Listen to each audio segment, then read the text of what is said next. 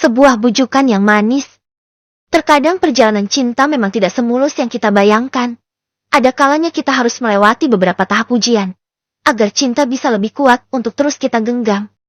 Mobil mewah berwarna hitam berhenti di depan rumah. Terima kasih, Pak.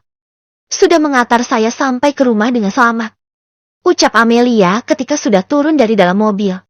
Sama-sama, Non. Kalau begitu saya permisi dulu. Ucap bapak sopir, yang kemudian diangguki oleh Amelia. Hari ini begitu terasa melelahkan. Amelia berbaring di kasur empuk sembari menatap langit-langit kamarnya. Ketika sampai keadaan rumah sudah gelap, mungkin saja kedua orang tuanya sudah tertidur pulas, karena waktu sudah menunjukkan pukul 12 malam. Sebentar lagi aku akan meninggalkan kota ini. Begitu juga dengan dia. Apa benar bercak darah di bajunya milik Pak Jack? Tiba-tiba saja Amelia teringat dengan noda darah yang ada di lengan kekasihnya.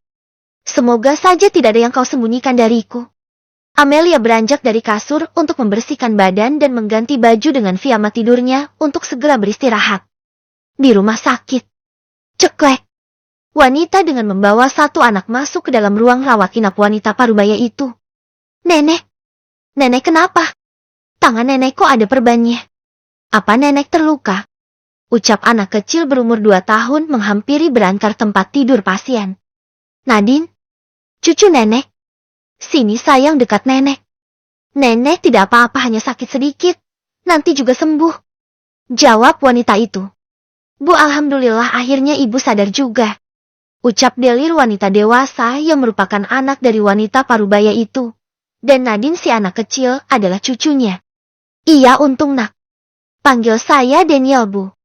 Ucap Daniel yang sedari tadi duduk tenang di sofa, sembari memperhatikan interaksi dari keluarga yang ada di hadapannya. Iya untung nak. Daniel segera membawa ibu ke sini. Kalau tidak mungkin ibu tidak akan bisa melihat Nadine cucuku tersayang. Ucap wanita itu sembari memeluk anak kecil yang berada di sampingnya. Ini juga salah saya juga kok, Bu. Sudah membuat ibu tertabrak. Juga tidak hati-hati ketika sedang menyetir. Jawab Daniel lagi. Kalau begitu saya izin permisi pulang dulu. Bahkan saya belum mengganti baju saya yang masih banyak noda darahnya. Ucap Daniel berpamitan, setelah itu keluar dari ruang rawat inap. Tunggu. Daniel menoleh dan ternyata wanita itu memanggilnya. Ada apa? Tanya Daniel. Terima kasih. Ucap wanita itu. Untuk? Tanya Daniel. Sudah membawa ibuku ke sini. Dan membiayai operasinya. Itu sudah tugas saya untuk bertanggung jawab atas apa yang sudah saya perbuat. Lalu kata ibu tadi, apa benar aku bisa bekerja di perusahaanmu? Tanya wanita itu. Iya benar. Besok datanglah ke alamat ini. Daniel menyerahkan kartu alamat perusahaannya. Sekali lagi terima kasih. Ucap Delia sembari mengambil kartu nama di tangan Daniel. Ya. Jawab Daniel singkat. Kalau begitu silahkan Anda boleh pergi. Ucap wanita itu. Daniel menjawab dengan sekenanya. Bu, mengapa ibu melakukan ini? Tanya Delia begitu kembali ke dalam ruang inap ibunya. Sudahlah ibu, malas berdebat denganmu. Nikmatilah pekerjaan barumu itu. Biar perlu dekati dia agar takluk padamu. Dia sepertinya orang kaya. Ucap Marni wanita parubaya yang sedang berbaring di ranjang rumah sakit. Tapi Bu, tidak seharusnya ibu bertindak melewati batas seperti itu. Sampai ibu menabrakkan diri ibu sendiri. Untung saja ibu masih selamat. Kalau tidak bagaimana? Delia memarahi ibunya yang baru saja sadar. Apa kamu sanggup membiayai kehidupan kita ini? Tanya Marni. Sudahlah, berikan makanan itu. Ibu lapar. Delia menghentakkan kakinya. Setelah itu mengambil makanan yang sudah disediakan rumah sakit. Karena ruangan yang dipesan Daniel merupakan ruangan VIP, jadi makanannya pun lengkap. Di sana juga ada tempat tidur untuk keluarga pasien, jadi Delia akan lebih leluasa berada di ruangan itu. Sinar mentari telah menampakkan dirinya.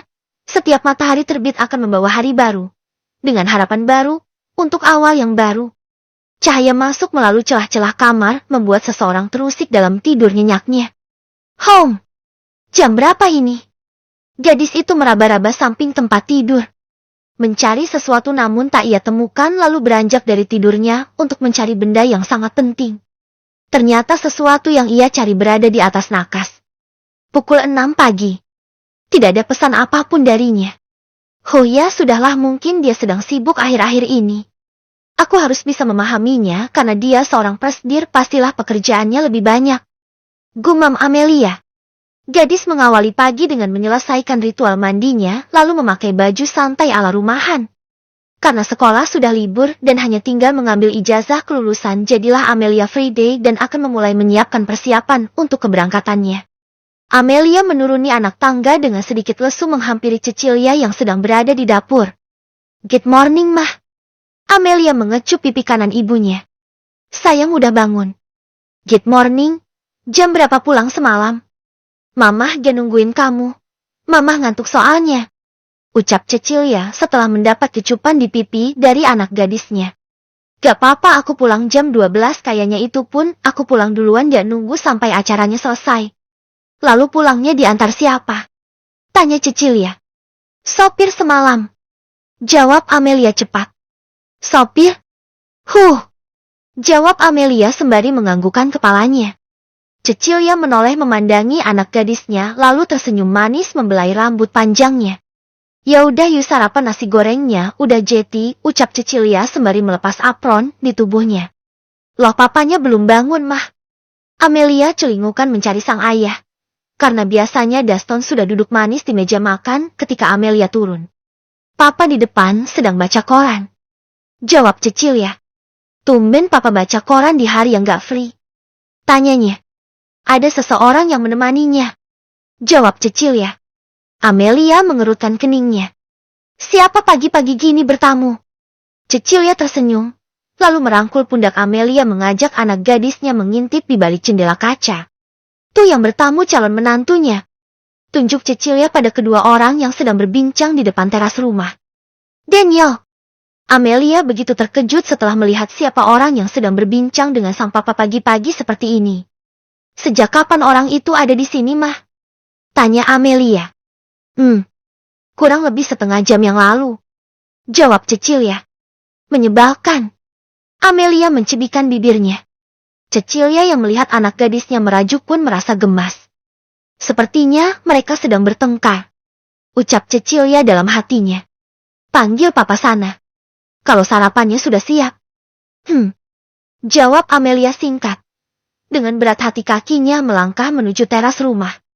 Pagi, Pak. Mama bilang sarapannya udah siap.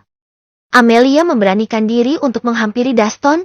Lalu tatapannya beralih pada seseorang di samping Daston. Yang dipanggil pun menoleh dan tersenyum. Daston pun berdiri dari duduknya melipat koran lalu menaruhnya di atas meja. Anak papa udah bangun. Terima kasih ya sayang, kalau begitu papa masuk dulu. Ajak Daniel untuk sarapan bareng.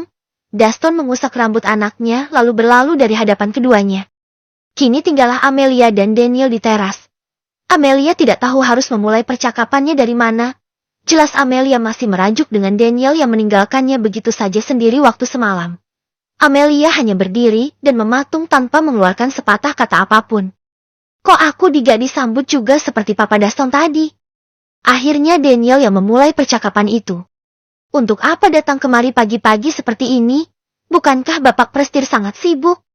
Amelia berbicara tanpa menoleh dan menggerakkan kepalanya ke arah Daniel. Kata orang kalau kita marah-marah kulitnya akan cepat keriput seperti nenek-nenek dan umurnya tidak akan panjang. Daniel berdiri dari duduknya menghampiri Amelia. Ya ampun, yang kini apa? Tunjuk Daniel pada wajah Amelia. Sontak Amelia memegang wajahnya dan berbalik membelakangi Daniel untuk bercermin di jendela kaca rumah. Apa? Mana tidak ada apa-apa di wajahku. Ucap Amelia sembari meraba-raba permukaan wajahnya. Ada yang... Ada itu tuh. Tunjuk Daniel pada kaca di jendela. Ada apa sih? Gak ada apa-apa kok. Ucap Amelia yang masih memegangi wajahnya. Itu ada kita berdua di masa depan. Ucap Daniel sembari menunjuk dirinya dan Amelia di cermin. Mereka terlihat serasi. Tinggi Amelia hanya sebatas pundak Daniel. Menurut orang pasangan akan terlihat cocok kalau pasangan lelakinya lebih tinggi dari si perempuan. Ish, menyebalkan. Ucap Amelia sembari mendorong tubuh Daniel, lalu menghempaskan bokongnya di kursi. Daniel terkekeh melihat Amelia merajuk. Aku minta maaf, Yang. Kamu masih marah? Aku ingin sekali menemani kamu semalam, tapi emang kerjaannya tidak bisa ditinggalkan. Daniel terpaksa berbohong. Ia tak ingin Amelia terbawa dalam masalahnya sendiri. Amelia diam mendengarkan penjelasan yang diberikan Daniel padanya.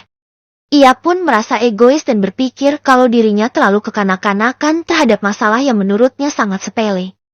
Aku gak marah kok nih. Amelia tersenyum menampilkan gigi ginsulnya ke hadapan Daniel. Ya ampun, Yang, jangan. Aku tidak akan kuat. Maksudnya? Amelia mengangkat satu alisnya. Gigi kamu terlalu silau. Celetuk Daniel. Daniel! Amelia memukul lengan lelaki di hadapannya itu. Hahaha. Daniel tertawa terbahak-bahak meras puas mengerjai kekasihnya. Bersama Amelia, Daniel akan memperlihatkan dirinya yang hangat penuh tawa. Namun pada orang lain, Daniel akan menampakkan dirinya sebagai orang lain yang terlihat dingin dan pendiam. All I need are some better days, 'cause all I want, and I pray, I believe in the better days.